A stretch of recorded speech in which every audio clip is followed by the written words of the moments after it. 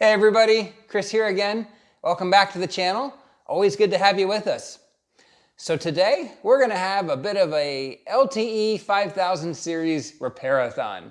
I've got in front of me three lovely LTE 5000 series machines, each with a unique set of problems that we're going to at least attempt to repair today.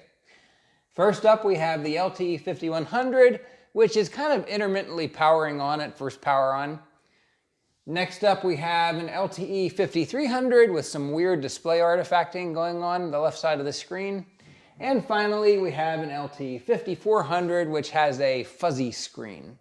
So we're going to have a look at each one of these today, see if there's some sort of repair we can make, and we'll just go from there. So let's get right to it.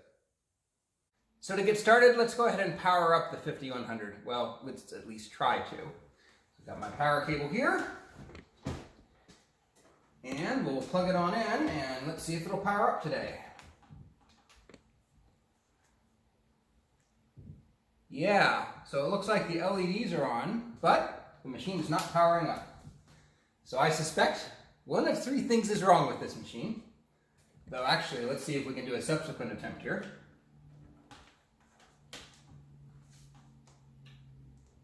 And on the second try, wouldn't you know, it actually does power up. It still bothers me though, and we have to fix it. So I'm suspecting one of three things is the problem here. Usually it's one of three things. Could be the motherboard, and I do have a spare motherboard. The LTE 5000 series takes three different motherboards, one for the 5000, 5100, and 5200, one for the 5150, 5250, 5280, 5300, and 5400, and one for the 5380. Say all that three times fast. Anyway, this motherboard is a 213546001. It does work. It does have some broken battery clips from past corrosion. Motherboard, you won't be able to see this, but the part number is here. And you can see here, one thing you can do to tell apart a motherboard that is from the earlier 5000, 5100, 5200 is this kind of jumper cable here. The newer boards don't have this, and that's how you can tell the difference. To tell the difference between a 5380 motherboard and any other motherboard, you'll have less pins here. You'll have 24 pins instead of 30 pins for the display. The 5380 was a very strange Compaq in that it had its own 1024 by 768 display that no other 5000 series had, so it made it very unique. So, there you have it. So that could be one problem, the motherboard. Another problem could be the processor card. And I have a 90 megahertz processor card here, which will do the trick as far as testing is concerned. What I suspect whenever it comes to power issues is probably the DC to DC inverter. And this is going to be what I suspect the problem is. Unfortunately, with this laptop, since it's intermittent, all we can do is replace a part and check back a little later to see if the problem is solved. But let's go ahead and give that a shot. Now, since I suspect the problem is actually probably capacitor related, and I'm looking at the boards that have lots of capacitors, I'm going to suspect this guy here. So we're going to go ahead and swap this in first, and we'll try powering it on in a couple hours and see if we have any further problems. And if that doesn't solve the problem, I'm also going to swap in this processor board, because this also has a lot of capacitors on it. So let's get to it. First thing we're going to do is get ready to take the display off. And we can do that by popping off these screws that we see here. I'll try not to cover up too much so you can actually see what I'm doing, but I'm not going to make any promises. Now, in a perfect world, and with as many Compaqs as I have, I should probably have a Torx screwdriver. I do not. I have a flathead screwdriver, but that will do the job. So go ahead and pull those out. Two more here. As I keep turning the machine towards myself and away from you, the audience. And actually, probably the better thing that I would have done here, as opposed to what I just did, and I should be punished for this, as many of these as I have fixed, is to take off the top three screws here, as opposed to taking the whole display apart, but that's life. So this middle screw here is going to take off the CPU cover. We'll go ahead and pop this open like this. And now, this thing should be running free. Pop that back a little more. There we go. CPU cover is off. Now we get into the guts of things just a little bit, and in order to get to that DC inverter, which is under the keyboard, we're going to have to take the keyboard off. But before we get too fancy, I'm going to go ahead and pop the monitor off. So 2 more screws, one here on this side for grounding. Pop that off there. And one on this side for grounding. And these just so happen to also be 2 screws that hold in the keyboard.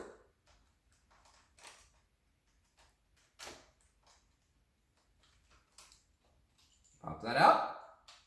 With that, the monitor should be ready to pop out. We just need to disconnect the power to the monitor over here, as well as the signal over here, and the speakers. And with that, free. So we can set that aside. We have our collection of parts here on the right, our collection of screws in the middle, and we'll go from there. All right, I'm going to go ahead and pop this guy out so he doesn't get lost. Just a little screen. I can't remember what they call it. I think they call it a clutch. And actually, yeah, let's go ahead and take the keyboard off next. Then we'll see just how much more stuff we have to take off. So to do that, we need to remove the battery. We need to remove the floppy drive. We need to remove the hard drive, which is here.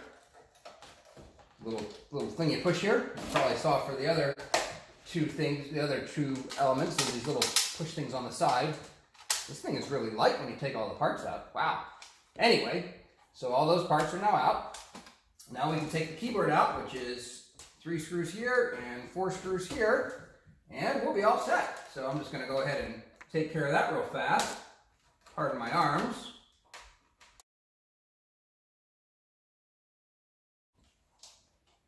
Okay, so with that, hopefully now the keyboard will pop off. Oh, disconnect the microphone. And we just kind of lightly and slightly pull the keyboard off.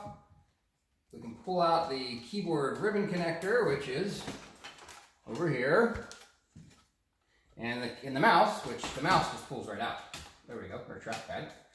All right, pull this guy out gently, and the keyboard is off. Okay. So yes, we do need to take this LCD panel off so that we can get the shield off. So, because we actually do have to take the processor card out. So that's 2 screws. 1 and 2. And then this should pop out. Out it goes. I leave the screws in. This disconnects from the motherboard like so. At this point, we can pull this little RF shield out. If this were Adrian Black, he would be throwing this out. He doesn't like RF shields. Adrian's digital basement. Okay, there it is. RF shield is out. Let's keep going. Let's see. Yeah, we also need to take out this memory chip. Otherwise, when we go to lift up the processor card to get to the DC inverter board, we're going to have problems. So let's do that. That's going to be 2 screws.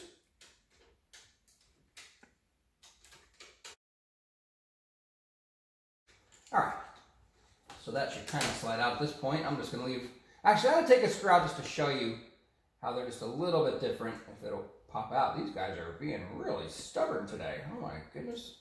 There we go. So maybe hard to see on camera, but as opposed to the other screws which are threaded all the way down, these are much smaller, and the top portion is not threaded above my fingernail there. So that's why these are a little different. So anyway. We'll set that aside with the memory chip, and now we're good. Okay? Next up is the processor card, which is held in by 2 screws.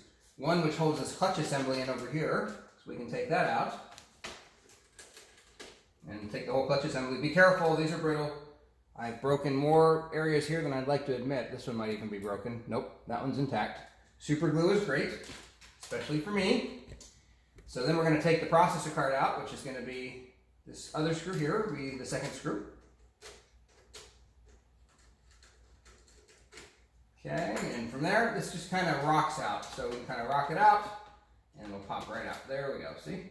Just like that.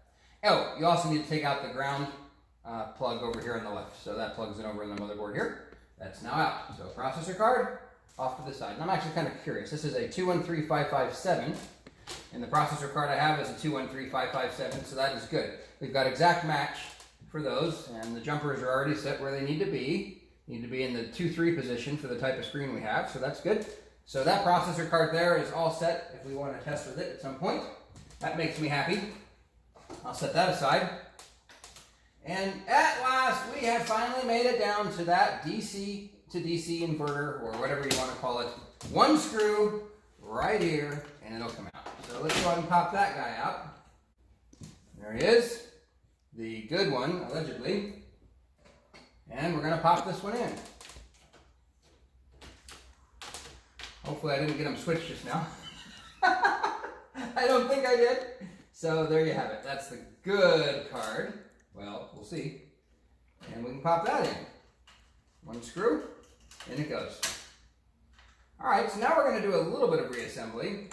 So I'll go ahead and grab the processor card, and we'll use the one that we had. There it is again. This can be a little tricky to put in, this little grounding strap. I tend to try and get it in before I actually put the processor in, and it's kind of hard to see on camera, but I can push it off to the side here, get it lined up, and then I just kind of give it a little push. So it's right over here, and I got it in place, and I just gave it a little push, and now it's in. So we're good there. And then I kind of make sure I'm fishing this cable down a little bit like this and wrapping it around. I don't know if that's the way to do it. That's the way I do it. If you find an LTE 5000 that I've taken apart, that's the way it's going to be. All right, we'll give 2 pushes here, and that guy is now in, and we can start reassembly. I'll go ahead and put the clutch cradle in, and there's kind of a little detent here that snaps in. So we'll go ahead and put that over here, like so. And you can kind of hear it click into place. Once again, be careful with these. These are very brittle. Click, click. So that's now clicked into place. We'll tighten it down.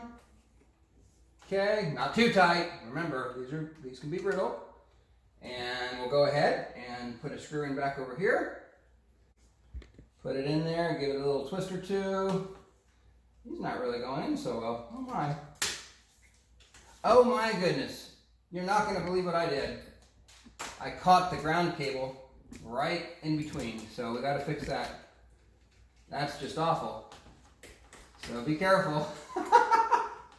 Pop it out. Let's move that ground cable back a little bit. Oh, that's embarrassing. I've never done that. All right, fish him out.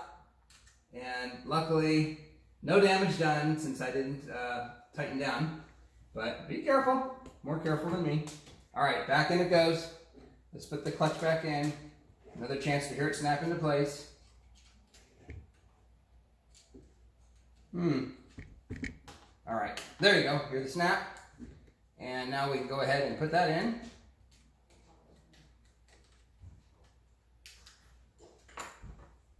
And then from there, we can put this other screw in. That's a lot better. It's not getting caught this time, so we'll call that progress. Okay. We're going to connect up one more thing here, and then we're going to do a test. So I'm going to take this bar here and plug it in.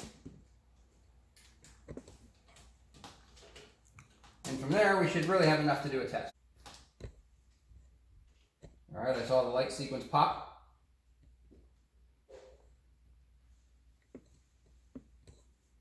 And yeah, it looks like it's not powering on. So maybe the problem is an intermittent processor card as opposed to the DCD. Oh, actually it's just taking some time. So there you have it. Okay.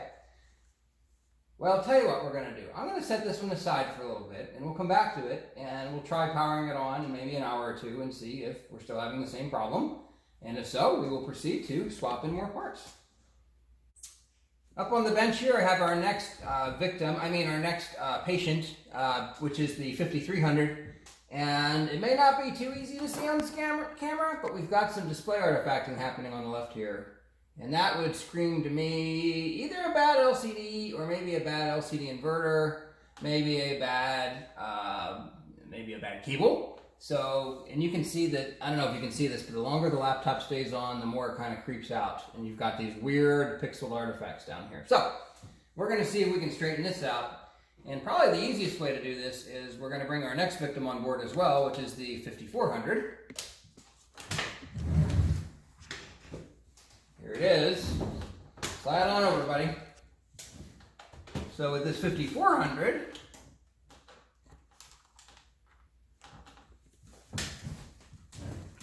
has a different kind of weirdness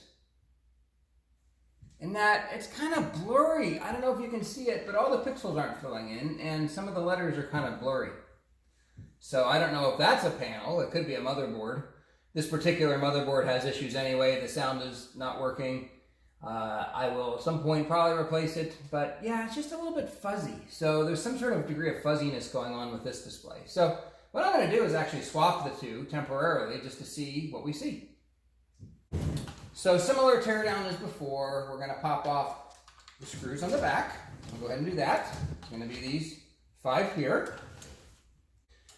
And since I know taking screws out makes for more real riveting video, I went ahead and did that off camera. But all screws on the back are now off. So we can turn this around and pop the CPU cover out.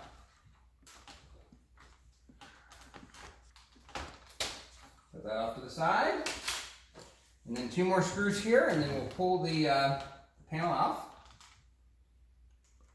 Probably is a good idea to leave those 2 bottom screws in, like I said last time, as opposed to moving the display around to get these last 2 out.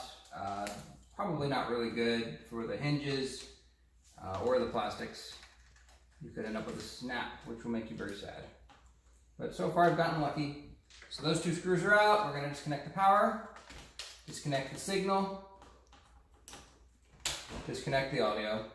Okay, he's free. So there it is, at 5400 panel, just so we don't forget.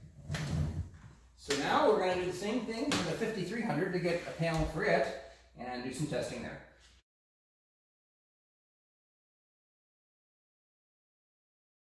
Great. Another willing victim, our 5300 screen. So let's test it out on the 5400 and see if we see the same display artifacting and or the same blurriness, because through the process of elimination, I think we will learn much today. So I'm going to cheat. Be very careful if you cheat. I'm actually just going to set the hinge in like this, but make sure you keep it away as far back as you can. Otherwise, you'll be hitting up against that docking notification switch down there, and that has prevented the machine from booting in the past. It's actually documented in the service guide. But I'm going to cheat, and I'm actually not going to screw anything in. I'm just going to set it in like this, hook in the power. I don't really care about sound. I'm just going to hook in the display. This is always fun. I always have a great time doing this. Actually, I learned something recently. You can actually tuck things up back behind this little hinge here. But let's just go ahead and pop that in. All right, let's power it on and see what we see. Power switch. All right, we didn't short things out because it's starting up, that's good.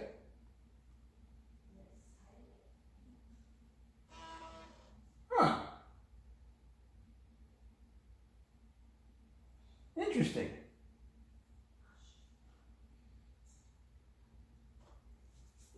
Fascinating, in fact. Okay, so we do see the artifacting, and actually I see fuzziness as well. So I'm going to suspect that the fuzziness is probably the motherboard.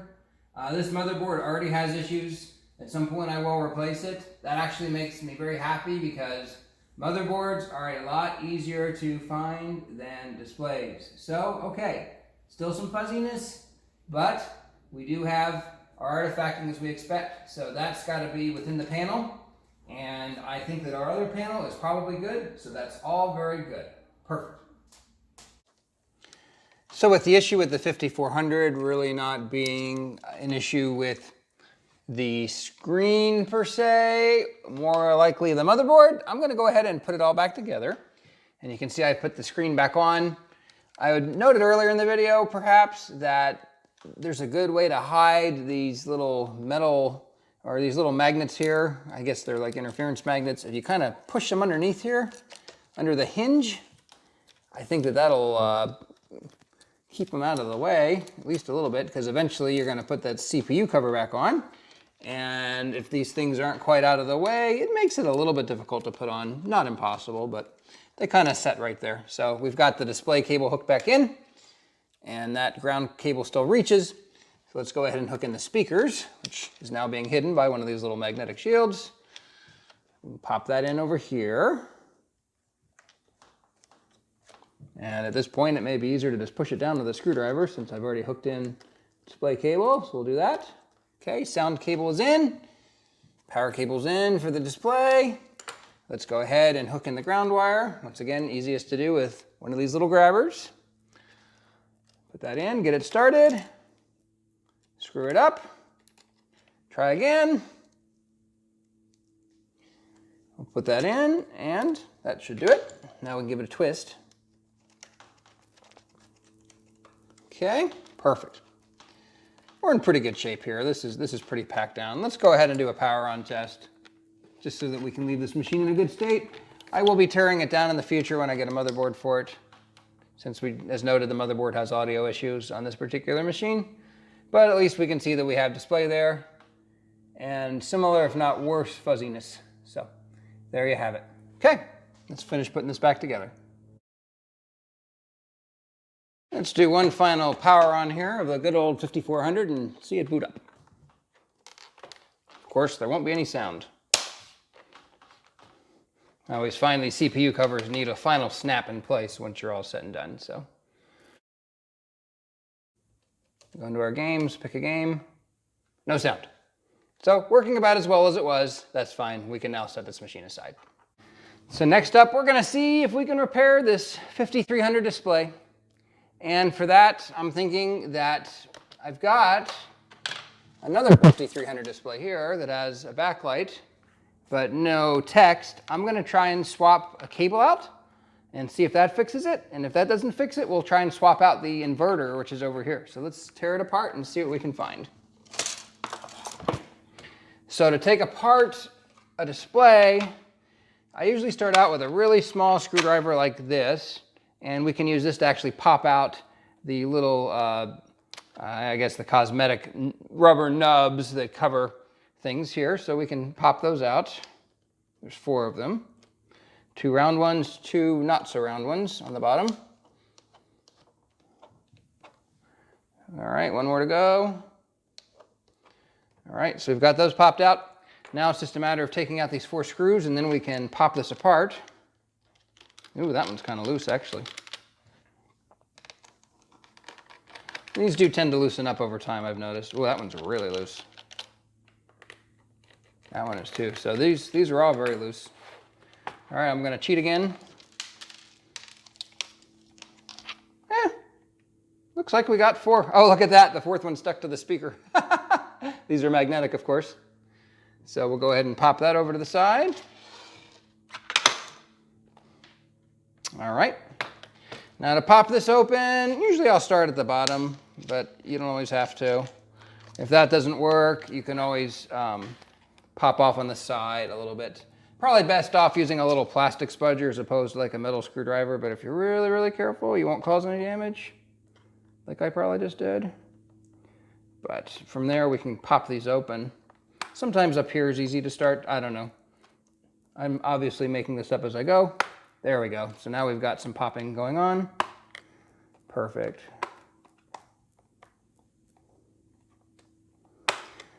So the displays are not interchangeable between the series. I meant to mention this earlier. The 5400 and 5300 displays are the same. Oops. But not all the displays are interchangeable. So you do have to be careful.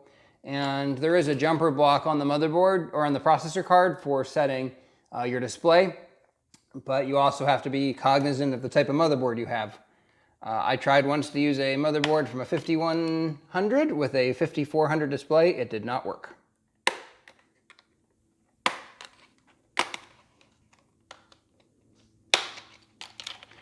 Just about there. These little pops in here as well. And actually, oh, there we go. Pop there, pop there. Pop over here as well.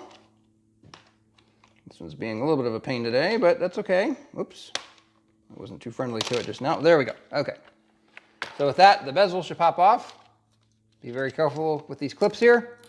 And we've got a couple of components, as I noted. Oh my. Huh. Well, one of the pads for the cables came off. Interesting. Probably not a problem, but interesting. We'll set this bezel aside. And the parts that we are going to try to interchange in here are the cable and or the high voltage inverter over here to see if either of those make a difference. And there's also a cable here as well. So we'll play a little bit and see if we can get this thing going. Next thing we're going to do is take these 4 screws out that connect, attach the display to the back panel. So we've got 4 screws there.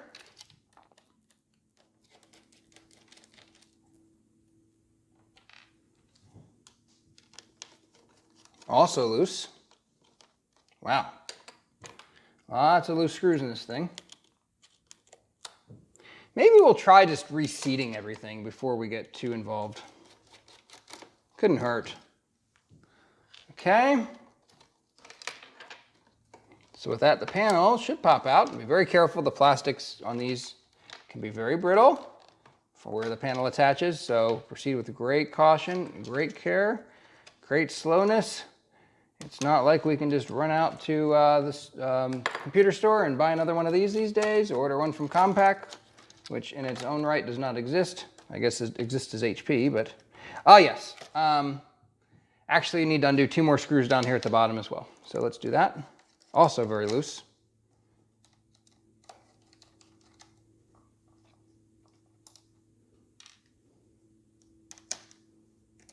Tighten this one up while we're here, because it's also loose.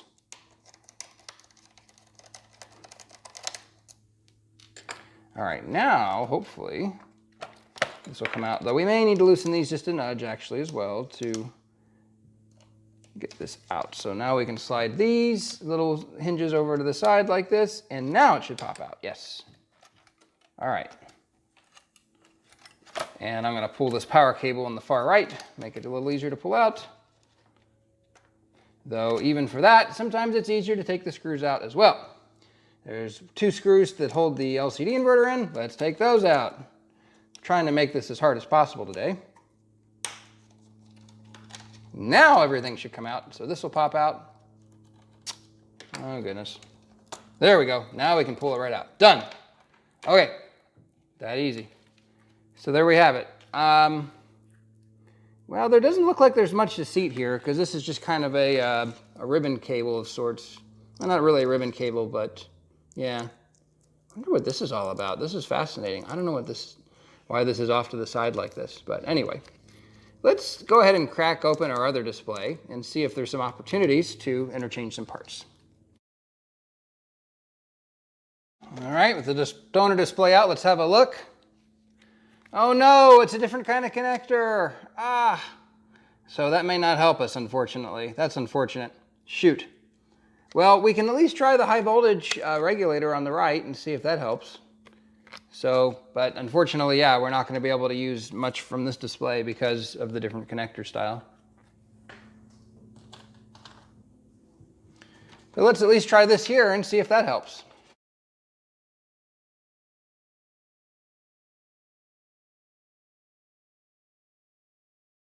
Put that in just sitting like that.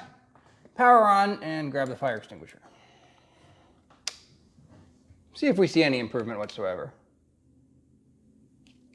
I'm not optimistic. Well, we at least have display, so that's good. Looks like the slider works.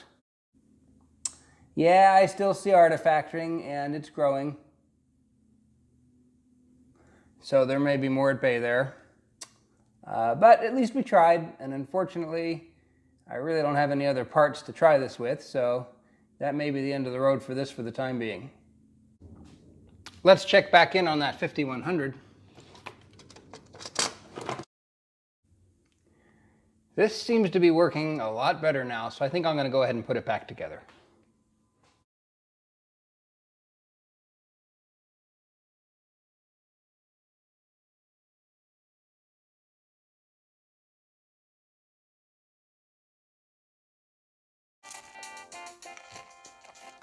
I'm pretty happy. So last but not least, we need to put together this 5300 display panel. Take this 5300 display panel and put it back onto the 5300. Bummer, I was hoping we could have had some repair done to it, but that's okay. So you win some and you lose some. Let's finish it up.